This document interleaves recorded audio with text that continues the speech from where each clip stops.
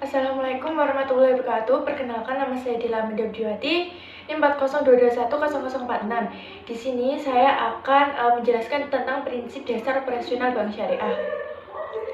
Dalam fungsi bank syariah terdapat dua fungsi dasar dalam bank, yaitu yang pertama fungsi penyaluran dana, yang kedua adalah fungsi penghimpunan dana. Yang pertama saya akan menjelaskan tentang fungsi penghimpunan dana, di mana fungsi ini berasal dari permodalan dan simpanan. Modal di sini adalah modal yang disetorkan pada pihak bank syariah, disetorkan pemilik kepada bank syariah, kemudian simpanan diperoleh dari masyarakat yang menyimpan dananya di bank syariah. Yang kedua ada penghimpunan dana. Dapat dilakukan dengan skema investasi, skema titipan. Dalam penghimpunan dana, skema investasi dari nasabah, pemilik dana atau sahibul mal. Sedangkan bank syariah berperan sebagai pengelola dana atau bisa disebut dengan mudorib. Simpanan dalam penghimpunan dana terdapat beberapa produk-produk yang meliputi, yang pertama adalah giro wadiah, yang kedua adalah tabungan, di mana tabungan meliputi tabungan wadiah dan tabungan mudharabah. Kemudian produk yang terakhir adalah deposito mudharabah.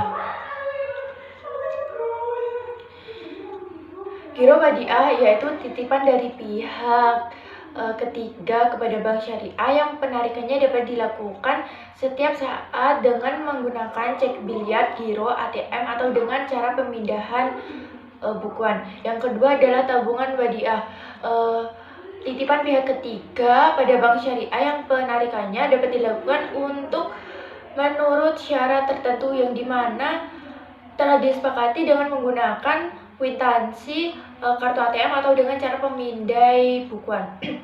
Yang ketiga adalah tabungan mudharabah, tabungan yang memberikan bagi hasil, jadi bank memberikan bagi hasil dari dana yang sudah dipinjamkannya ataupun disimpannya ke bank tersebut. Yang keempat ada deposito mudharabah, adalah simpanan dana dengan skema pemilik dana mempercayakan dananya untuk dikelola bank syariah sebagai mudharib dengan hasil yang diperoleh dibagi sesuai dengan nisbah yang telah disepakati sejak awal. Di sini saya akan menjelaskan perbedaan antara tabungan wadiah dan mudharabah yang terletak pada tiga aspek.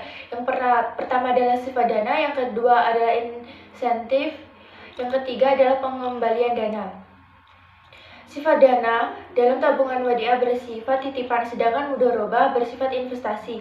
Yang kedua adalah insentif. Insentif pada tabungan wadiah berupa bonus yang tidak diisyaratkan di muka dan bersifat sukarela, sedangkan insentif pada tabungan mudharabah berupa bagi hasil yang wajib diberikan bank. Yang ketiga adalah pengembalian dana. Pengembalian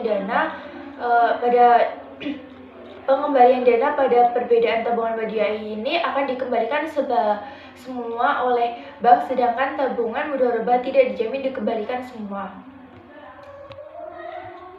Selanjutnya, saya akan menjelaskan fungsi penyaluran dana. Setelah dana dihimpun, selanjutnya dana akan disalurkan kepada bank syariah. Kemudian penyaluran dana yang telah diterima oleh bank syariah selanjutnya akan disalurkan kepada berbagai pihak, diantaranya mitra investasi, pengelola investasi, pembeli barang atau penyewa barang atau jasa yang disediakan oleh bank syariah. Pada saat dana disalurkan dalam bentuk investasi, bank syariah berperan sebagai pemilik dana. Kemudian pada saat dana disalurkan dalam bentuk jual beli, bank syariah berperan sebagai penjual. Pada saat disalurkan dalam kegiatan pengadaan objek sewa, bank syariah berperan sebagai pembeli sewa. Dari penyaluran dana dari berbagai pihak, bank syariah selanjutnya menerima pendapatan berupa bagi hasil dari investasi, margin dari jual beli, dan fee dari upah, dan berbagai jenis pendapatan yang diperoleh dari instrumen penyaluran dana yang lain. Dalam penyaluran dana bank syariah menggunakan tiga prinsip yang utama, yaitu prinsip jual beli atau debt financing, yang kedua prinsip bagi hasil atau equity financing atau profit loss sharing, dan yang ketiga adalah upah atau fee based income. Pada prinsip jual beli di sini adalah bank melakukan jual beli karena adanya pemindahan kepemilikan. Dalam prinsip jual beli itu menggunakan bai murabahah, bai istana, dan bai salam. Di dalam prinsip jual beli pasti terdapat keuntungan atau profit margin, yang dimana keuntungan tersebut menjadikan dana keuntungan dan kembali lagi ke bank. Yang kedua adalah prinsip bagi hasil, di mana prinsip bagi hasil menggunakan dua akad, yaitu akad murabahah dan akad mudharabah dan akad musyarakah. Yang ketiga ada prinsip upah. Upah di sini adalah sewa atau ijarah, wakalah, kafalah, dan hawalah. Itu merupakan kesepakatan pemindahan hak guna atas barang atau jasa melalui sewa tanpa diikuti pemindahan kepemilikan atas barang yang disewa tersebut. Terus kemudian setelah fungsi penghimpunan dana, fungsi penyaluran dana yang satu lagi yaitu yang berhubungan dengan qard. Qard di sini memiliki fungsi, yaitu fungsi sosial yang diwujudkan dalam akad qard ataupun pinjaman kebajikan dan dana talangan, yang dimana nantinya bank tidak akan mendapatkan keuntungan dari pinjaman tersebut, namun intinya harus kembali. Terus larangan terhadap transaksi yang diharapkan oleh sistem dan prosedur perolehan keuntungannya. Transaksi yang dilarang atau diharamkan oleh sistem dan prosedur perolehan keuntungan adalah riba. Riba adalah penambahan pendapatan secara tidak sah. Haram transaksi yang objeknya dilarang syariah.